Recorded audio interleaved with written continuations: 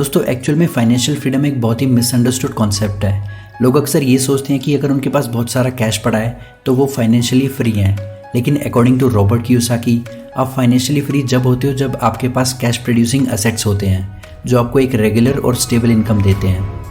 अब क्योंकि हमें से ज़्यादातर लोग ये सोचते हैं कि अगर हमारे पास बहुत सारा कैश बैंक में पड़ा है या एक ह्यूज बैंक बैलेंस है तो हम फाइनेंशियली फ्री हैं और हम जब चाहें जितना चाहें वो पैसा बैंक में से निकाल कर यूज़ कर सकते हैं।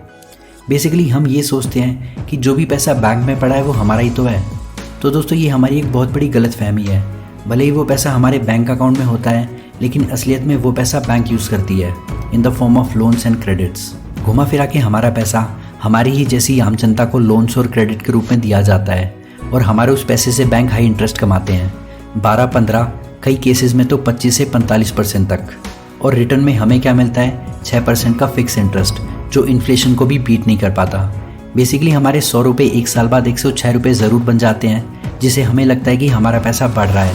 लेकिन जो चीज़ हमें एक साल पहले 100 रुपये की मिल रही थी वो आज 110 रुपये की मिलती है, जो हम उस 106 रुपये से नहीं खरीद सकते।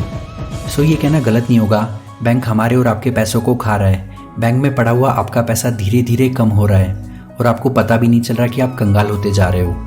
सो आज की इस वीडियो में हम जानेंगे कि कैसे बैंक आपको धीरे धीरे गरीब बना रहे हैं। और अगर आपने टाइम रहते सही कदम नहीं उठाए और यूं ही बैंक पर भरोसा करते रहे तो फ्यूचर इन्फ्लेशन की वजह से आप मिडिल क्लास से पुअर क्लास में खिसक सकते हो। लेकिन दोस्तों उससे पहले अगर आपको ऐसे वीडियोस पसंद है तो चैनल को सब्सक्राइब करना मत भूलना, जिससे कि और ऐसे इन्फॉर्मेटिव एंड एजुकेशनल वीडियोस हम आपके लिए लाते रहें। सो बिना देरी किए लेट अस बिगिन। दोस्तों इस आर्टिकल में 24 साल के रौनक मोदी, जिन्होंने 20 सितंबर 2019 में अपना सारा पैसा पीएमसी बैंक में डिपॉजिट किया। अपना घर, अपने असेट्स बेचकर अपना सारा पैसा उन्होंने सिर्फ इसलिए डिपॉजिट करवाया क्योंकि ये bank high interest rate offer कर रहा था, जिसकी हेल्प से वो अपनी फैमिली को एक सिक्योर फ्यूचर देना चाहते थे। पर 3 दिन बाद खबर आती है कि पीएमसी बैंक ने 65 बिलियन रुपीज़ का फ्रॉड किया है और आरबीआई ने पीएमसी बैंक के सभी अकाउंट्स को फ्रीज कर दिया है। रौनक अगले ही दिन बैंक में गए और उन्होंने वहाँ पर 500 से 600 लोगों को लाइन में खड़े देखा। और सिर्फ यही नहीं बल्कि रौनक जैसे 9 लाख लोगों का यही हाल था, जिनका इस न्यूज़ के बाद काफ़ी मेंटल ब्रेकडाउन हुआ और उन्होंने अपना पैसा, अपने असेट्स, अपनी मेंटल हेल्थ और यहाँ तक कि अपनी जान को भी गंवाना शुरू कर दिया। और 24 साल के रौनक का भी यही अंजाम हुआ। दोस्तों आप चाहो या ना चाहो हमारे बैंकिंग सिस्टम की यही काली सच्चाई है, जिसके बारे में हम लोगों को कभी बताया ही नहीं जाता। As per this article DIGC के अकॉर्डिंग आप एक बैंक अकाउंट में कितना भी पैसा डाल लो, पर अगर वो बैंक बंद हो जाता है या इंसॉल्वेंसी डिक्लेयर करता है तो आपको बस 5 लाख तक ही वापस मिलेंगे। यानी आपके टोटल अमाउंट में से आपको सिर्फ 5 लाख का इंश्योरेंस मिलता है। दोस्तों हमें बचपन से यही सिखाया जाता है कि bank are the safest. FD कराओ, RD कराओ, सेविंग्स अकाउंट खोलो, करंट अकाउंट खोलो, ये खोलो वो खोलो, फलाना ढिमकाना, ताकि आपकी मेहनत की कमाई सेफ रहे और आपका पैसा धीरे धीरे बढ़ता रहे। बट अफसोस की बात तो यही है कि हम जो सोचते हैं बैंक उसका ठीक उल्टा करते हैं और हमारे पैसों को रिस्क पर लगाते हैं। आपको कैसा लगेगा ये सुनकर कि जो अमाउंट आप अपने बैंक अकाउंट में देखते हो वो सिर्फ डिजिट्स हैं, जबकि उतना पैसा बैंक के पास होता ही नहीं। एक्चुअल में तो बैंक आपके पैसों को कब का लोन या क्रेडिट पर दे चुका होता है और कभी कभी ये लोन पर दिया हुआ पैसा वापस भी नहीं आता। और आपको ये जानकर और हैरानी होगी कि बैंक आपके पैसे से 20 से 22% का इंटरेस्ट कमाते हैं और आपको 6% देते हैं। यानी पैसा आपका, रिस्क आपका और कमाई बैंक की, और वो भी जब वो बैंक स्मूथली फंक्शन कर रहा हो तो। वरना पीएमसी जैसे बैंक इंसॉल्वेंसी दिखाकर किनारा कर लेते हैं और लास्ट में सफ़र करता है गरीब और मिडिल क्लास आदमी, जो अपनी कमाई के पहले दिन से बैंक पर भरोसा करता है, अपनी एक एक पाई लाकर बैंक में जमा करवाता है और रिजल्ट में उसे क्या मिलता है? Fraud, scam, default, insolvency.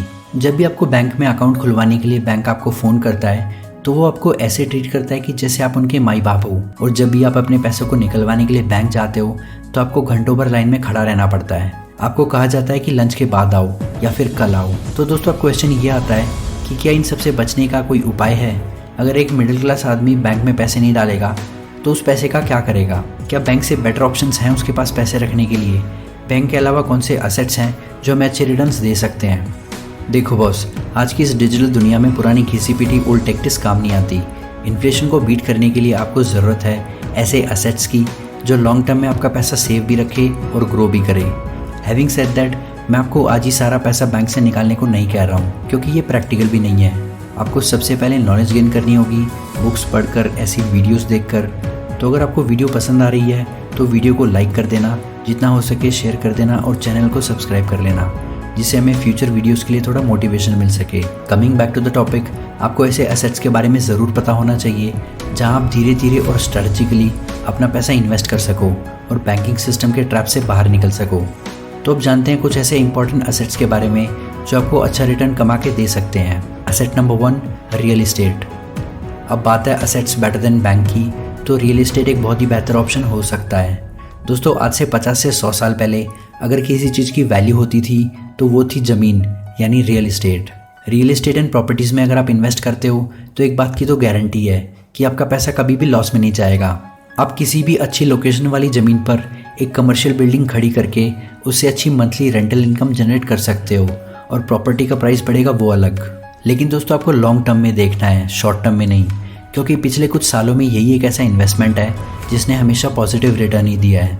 Robert Kiyosaki अपने रिच डैड का एग्जाम्पल देते हुए बताते हैं कि उनके रिच डैड सुपर रिच इसलिए बन पाए क्योंकि उन्होंने रियल एस्टेट को ही अपना सक्सेस मंत्र मान लिया था और धीरे धीरे करके वो प्रॉपर्टीज़ को एक्वायर करते चले गए और उससे आने वाले रेंट से उन्होंने अपना सारा लोन पे ऑफ कर दिया और इन्फ्लेशन को भी बीट कर दिया, क्योंकि बढ़ती महंगाई के साथ साथ रेंट भी तो बढ़ता है। अब दोस्तों, आप में से काफ़ी सारे लोग कहेंगे कि हमारे पास इतने पैसे ही नहीं है कि हम कोई प्रॉपर्टी खरीद पाएँ। तो यहाँ पे काफ़ी सारे गुरु आपको रीट्स में इन्वेस्ट करने की सलाह देंगे, बट मैं रीट्स के कॉन्सेप्ट में बिलीव नहीं करता, क्योंकि जो इनकम आपको फिजिकल प्रॉपर्टी कमा के दे सकती है वो आपको पेपर एसेट्स नहीं कमा के दे सकते। क्योंकि दोस्तों, अगर आपको पेपर एसेट्स या इलेक्ट्रॉनिक एसेट्स में इन्वेस्ट ही करना है तो आप किसी अच्छे इंडेक्स फंड या म्यूचुअल फंड में भी इन्वेस्ट कर सकते हो और थोड़ी और नॉलेज के साथ आप स्टॉक्स के थ्रू प्रॉफिटेबल कंपनीज भी खरीद सकते हो। रियल एस्टेट में इन्वेस्ट करने का मतलब ही यही होता है कि आप एक फिजिकल प्रॉपर्टी या एक टेंजिबल एसेट एक्वायर करना चाहते हो जिस पे आपका कंप्लीट कंट्रोल हो, जिसे आप अपने हिसाब से अपने फ़ायदे के लिए यूज़ कर पाएँ। सो मेरी रिकमेंडेशन यही होगी कि आप दूसरे एसेट्स की मदद से एक कॉर्पस अमाउंट जमा करो और फिर फिजिकल रियल एस्टेट में इन्वेस्ट करो, ना कि किसी पेपर वाली प्रॉपर्टी में। Asset number 2, stocks. दोस्तों, किसी वाइज मैन ने कहा था, अगर आप कोई बिजनेस नहीं बना सकते या कोई कंपनी नहीं खड़ी कर सकते तो ऐसी कंपनीज में हिस्सेदार बन जाओ जो ऑलरेडी प्रॉफिटेबल बिजनेस चला रही हैं, जहां आपको मिनिमम एफर्ट्स के साथ आप उस कंपनी के प्रॉफिट्स में हिस्सा मिलेगा एज एन इन्वेस्टर। बस आपको थोड़ी नॉलेज के साथ अच्छी कंपनीज के स्टॉक्स को खरीदना है और उन्हें होल्ड करके रखना है, और फिर जब भी फ्यूचर में वो कंपनी प्रॉफिट कमाएगी आपको आपका हिस्सा उसमें से मिल जाएगा as a stock price appreciation and the form of dividends. यहाँ से आप 15 से 20% का रिटर्न बड़े आराम से कमा सकते हो। और स्टॉक में इन्वेस्ट करने के लिए आपके पास डीमैट अकाउंट होना चाहिए। अगर आपके पास डीमैट अकाउंट नहीं है तो मैं लिंक डिस्क्रिप्शन में दे दूंगा, आप वहाँ से अपना फ्री में डीमैट अकाउंट ओपन कर सकते हो और अपने फाइनेंशियल फ्रीडम की जर्नी की शुरुआत कर सकते हो। Asset number 3, index funds. अगला और वन ऑफ द सेफेस्ट तरीका जो आपको बैंक से अच्छे रिटर्न दे सकता है और इन्फ्लेशन को बीट कर सकता है वो है इन्वेस्टमेंट इन इंडेक्स फंड्स। दोस्तों, इंडिया में इन्फ्लेशन बहुत तेज़ी से बढ़ रहा है। जुलाई 2023 तक इन्फ्लेशन रेट 7.5% तक पहुंच चुकी है, जिसका सबसे बड़ा कारण है rise in food prices, specially fruits and vegetables. टमाटर का हाल तो आपने रिसेंटली देखा ही होगा, जिसमें फ्लड्स और नेचुरल डिजास्टर ने भी एक इम्पॉर्टेंट रोल प्ले किया है। अब दोस्तों, ये सब चीज़ें तो होती ही रहती हैं और टाइम के साथ साथ इन्फ्लेशन और भी बढ़ता रहेगा, बट बैंक्स आज भी वहीं के वहीं अटके हुए हैं जहाँ पे 7 साल पहले थे। एफडीज का इंटरेस्ट रेट आज से 7 से 8 साल पहले भी 5 से 6% था और आज भी उतना ही है।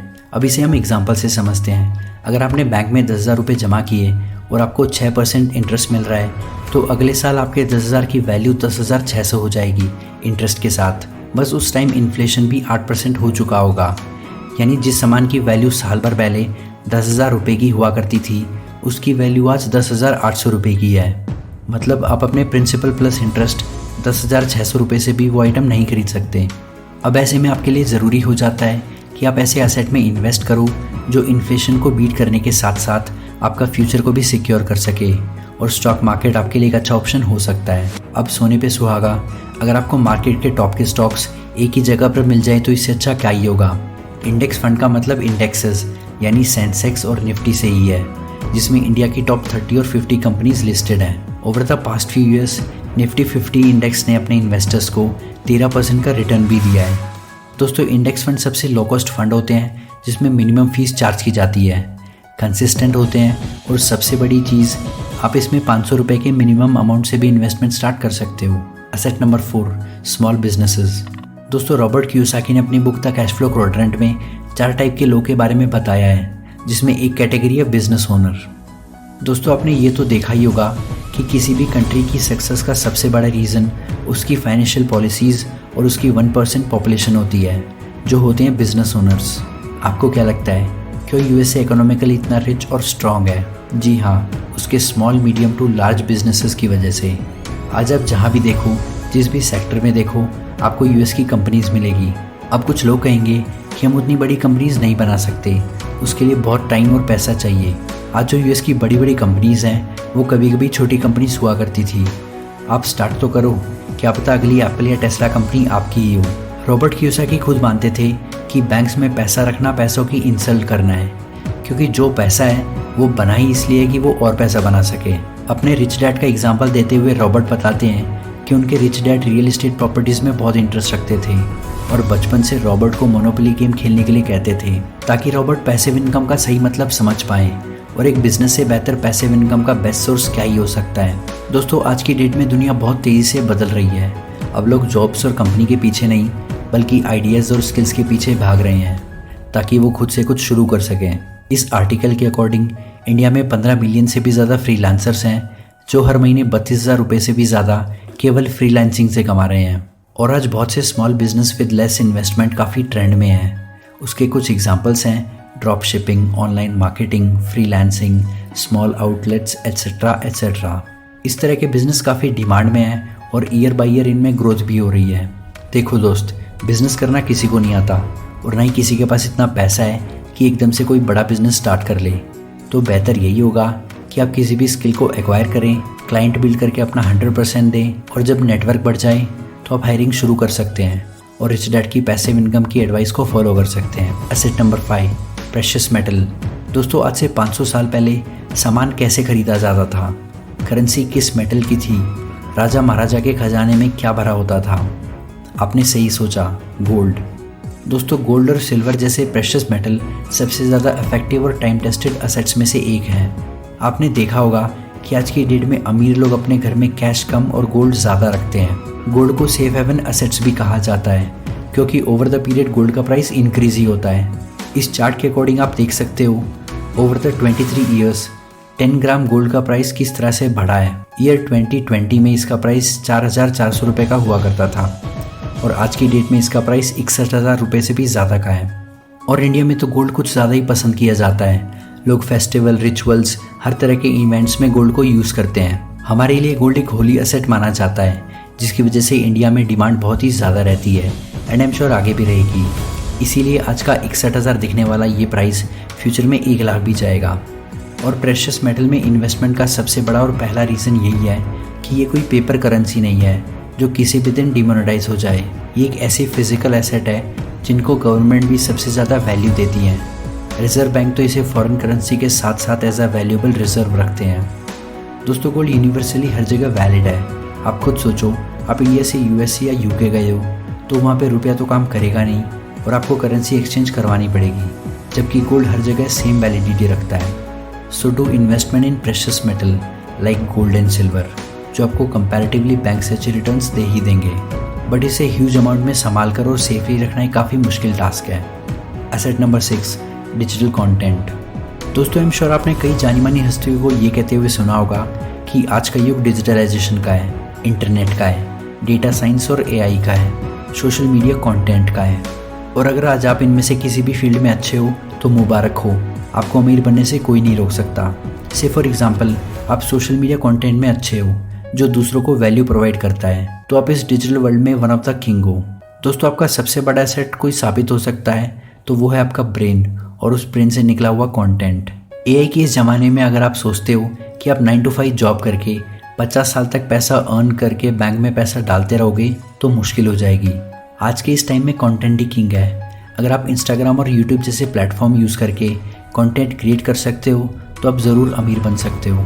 दोस्तों हो सकता है इनिशियली आपको इतने अच्छे रिजल्ट्स ना मिले, बट धीरे धीरे आप सफलता की सीढ़ी ज़रूर चढ़ोगे। आपका पैसा डबल, ट्रिपल या 10 गुना भी हो सकता है। साथ ही एक ऐसा पैसिव इनकम सोर्स तैयार हो जाएगा जो आपको अर्ली रिटायरमेंट और नेवर एंडिंग फ्रीडम देगा। आई नो ये इतना आसान नहीं होगा, मुश्किल भी बहुत आएगी, लेकिन आपको लगे रहना है, अपने स्किल्स को डेवलप करना है, क्योंकि आज सोशल मीडिया इतना एडिक्टिव हो चुका है कि कि लोग इसे खाते पीते उठते बैठते काम करते ट्रैवल करते कंज्यूम करते हैं। तो सही टाइम पर अपनी फाइनेंशियल कार का एक्सेलेरेटर दबाओ और अपनी गाड़ी को आगे बढ़ाओ। तो दोस्तों ये थे वो 6 एसेट्स जहाँ पर आप अपना थोड़ा थोड़ा पैसा बैंक से निकाल कर इन्वेस्ट कर सकते हो। अब ये आपके ऊपर है, आप स्टॉक मार्केट या इंडेक्स फंड में इन्वेस्ट करते हो या फिर रियल एस्टेट खरीदते हो या प्रेशियस मेटल खरीदते हो या सोशल मीडिया या बिजनेस में इन्वेस्ट करते हो। दोस्तों लास्ट में मैं बस इतना ही कहना चाहूँगा, इन्वेस्टिंग की जर्नी एक बहुत ही लंबी जर्नी होती है। तो आप जितना जल्दी स्टार्ट करोगे आप उतना ही जल्दी इससे रिटर्न ले पाओगे। सो आज से ही किसी ना किसी एसेट में इन्वेस्ट करना स्टार्ट करो, जिससे कि आप अपनी यंग एज में रिटायर होकर अपनी लाइफ अपने तरीके से जी पाओ। दोस्तों इस वीडियो के लिए बस इतना ही। अगर वीडियो पसंद आई हो तो लाइक करो, नहीं पसंद आई हो तो डिसलाइक करो। अपने वैल्यूएबल सजेशंस हमें कमेंट बॉक्स में बताओ और चैनल को सब्सक्राइब करो। नेक्स्ट वीडियो तक के लिए goodbye and take care.